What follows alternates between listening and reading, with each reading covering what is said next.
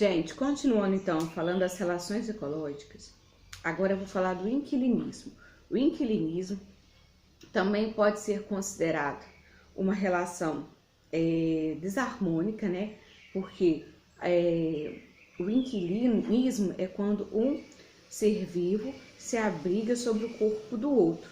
E aí ele não chega a matar, mas ele pode trazer algum dano para essa espécie que serve de casa para ele, tá? Então, casos de inquilinismo, nós temos alguns animais que se abrigam sobre o corpo de algumas plantas. Nós temos também as plantas epífitas, que são plantas que vivem sobre o corpo de outras, tá?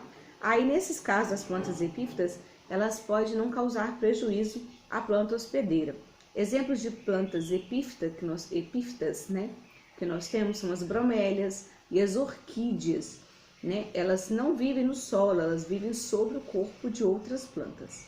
Então, elas são plantas inquilinas dessas plantas e elas são chamadas de plantas epífitas, tá? Também como relação ecológica desarmônica, nós temos o predatismo. O predatismo é quando é realizado entre espécies diferentes, né? E uma espécie se alimenta de outra. Uma é a presa, né? E outra é o caçador, é o predador, né? Então a gente tem, por exemplo, leão e uma zebra. E o predatismo, ele parece com o canibalismo, só que o canibalismo é dentro da mesma espécie, intraespecífica, né? E o predatismo é interespecífica. Só que lembrando que quando a gente fala de espécies de animais, eles só matam para se alimentar, tá? A gente tem o único, praticamente, vamos dizer assim, animal que mata por prazer, né? Acaba matando por outros motivos, né? É o homem. Então, combater isso, né, gente? Não a violência, né? Então, vamos lá. Continuando, nós temos o parasitismo. No parasitismo, uma espécie parasita outra, fica dentro ou sobre o corpo de outra. No parasitismo, nós temos o parasita e o hospedeiro. O parasitismo é uma relação desarmônica, porque o hospedeiro sempre sai perdendo e o parasita sempre sai ganhando. Então, quando a gente fala de parasita, dessa relação ecológica, nós temos algumas classificações.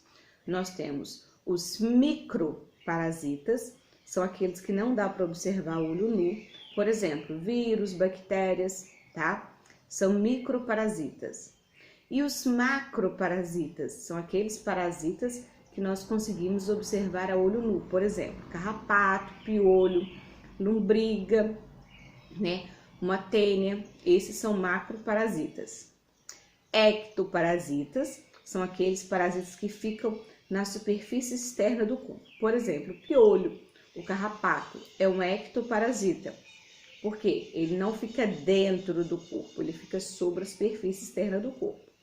Agora, endoparasitas, a lombriga, a tênia, todos esses parasitas que ficam dentro do nosso intestino, ficam dentro do corpo do animal, ou melhor, ficam dentro do corpo do hospedeiro, né? Agora, os parasitas obrigatórios são aqueles que a única forma deles conseguirem alimento é parasitando o corpo de outro. Por exemplo, a gente tem a lombriga. Lombriga é um verme, né, que só se alimenta se ela estiver dentro do corpo de um indivíduo. Então, ela é parasita obrigatório. Agora, os parasitas facultativos são aqueles que conseguem outras formas de se alimentar e não necessariamente precisam parasitar um outro indivíduo. Nós temos também, os parasitas permanentes. São aqueles que quando grudam no hospedeiro, eles ficam o resto da vida. Outro, nós temos os parasitas temporários. São aqueles que só procuram o hospedeiro quando tem fome. Por exemplo, não sei se tem um pernilongo na sua casa, mas aqui em casa está o horror. Então, o pernilongo é um parasita. E nós não somos hospedeiros. Só que o quê? O parasita é temporário. Ele só procura a gente quando ele está com fome, né? E principalmente as fêmeas. Muitas espécies de mosquitos, pernilongos, Os que são hematófagos são as fêmeas.